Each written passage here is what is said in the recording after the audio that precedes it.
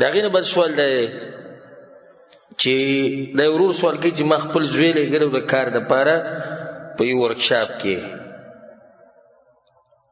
او د دغه هلک عمر 14 یا 19 کاله او سبق کم وي او ما ورته ووي چې مزدوري کوه چې د کور خرچم چلیږي نو دی د خپل کار په دې منځ کې د سزي نه راولید او مړ شو او د دغه د طرف نه د ورکشاپ والا طرف نه په دې کې سلاس نه و او د هغوی طرف نه ښه سیفټي او ښه امان و خو بیا هم دی راولید په خپله مړ شو نو آیا په دې کې کفاره او دیه هغه په پلار باندې ده که نه په دې ورکشاپ والا باندې ده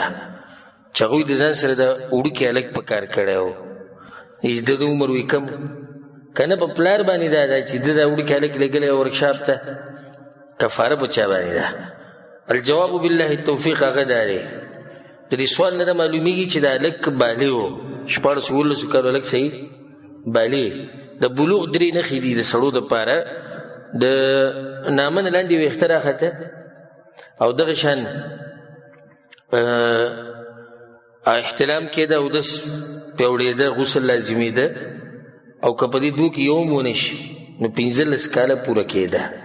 چې 15 کاله پوره شي او د ده ویښته راونښتو په دې احتلام ونه شو بل دی بالغ دی نو دا هلک خو بالغ دی د دې نه واضح شو چې دا هلک څه دی بالغ دی او دی چې راولېدلی دی نو کفاره د دې نه په پلار باندې شتي او نه په ورکشاپ والا باندې شتي د هغوی د طرف نه په دې کې څه غلطي نشتي د پلار د طرف نه په دې کې څه غلطي نشتي ځکه چې دا خو لوی سړی د کار لېږلی او رسول الله وسلم دا خبره کړې ده البئر جبار والمعدن جبار څنګه چې صحیح بخاري صحیح مسلم کې دا حدیث دی او د حدیث نه دا ثابتېږي چې په دې قسمه سړي په مرګ باندې دغه مالک یا چا چې لېږلی دی هغه نه د هغوی په دې کې سلاس نشتي او نه په هغو باندې دې څه کفاره یا څه دیت شتي والله اعلم او د فایدې لپاره دا خبره یې ساتئ چې داسې هلک ته ماشوم مه وایئ ته د 14 کالو ته وایي ماشوم مې لېږلی اوس وایي د دې ماشوم د مرګ دیت او کفاره په ما ده که نه په هغوی دی چې دا ماشوم یې په کار کړی څه شي ماشوم او ماشوم یو سړی د 14 د 19 18 کالو دی خو پلار جوړېږي واده ولو که بچي هم پیدا کېږي او دی ورته ووایي دا ماشوم یې ما لېږه د ماشوم ټکې خوند نه کوي په داسې هلکانو پورې تاریخ راواله سیرت راواله د مسلمانانو چې دې وړو وړو ځوانانو په دې کم عمرۍ کې جهادونه کړي دي د لښکرو امیران به وو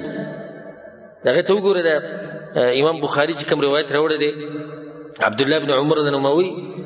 وی ما ته اجازت نه میلاوېدو د جهاد ځکه چې زه وړوکی وم او غزوه خندق کې د خندق په دې جنګ کې ما ته اجازت میلاو شو رسول صلی الله علیه وسلم سید ځه او په دغه وخت کې زما عمر 15 کاله نو د 15 کالو ځوان لګیا دی په جهاد کې او زموږ د 14 کالو په ورکشاپ کې کار کوي او ماشوم د ماشوم ټکې ورته ویل نه وي پکار دغه شان اسامه بن زید رضی ته وګوره رسول صلی الله په لښکر باندې امیر کو شام طرف ته روانو او دغه عمر 18 کاله او په دې لښکر کې دننه د ده د امیرۍ لاندې ابوبکر صدیق رضی الله عنه او د ده د امیرۍ لاندې عمر بن خطاب رضی الله عنه او د ده عمر 18 کاله او د لښکر امیر دی دا لښکر به څنګه بوځي جنګ به څنګه کوي دا لښکر به کنټرولوي څنګه د کافرانو سره به خبره څنګه کوي دا ټول کار به اسامه بن زید کوي چې هغه د 18 کالو دی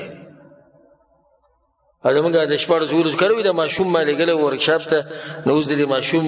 کفاره په ما ده او که نه په دې ورکشاپ والا باندې ده والله اعلم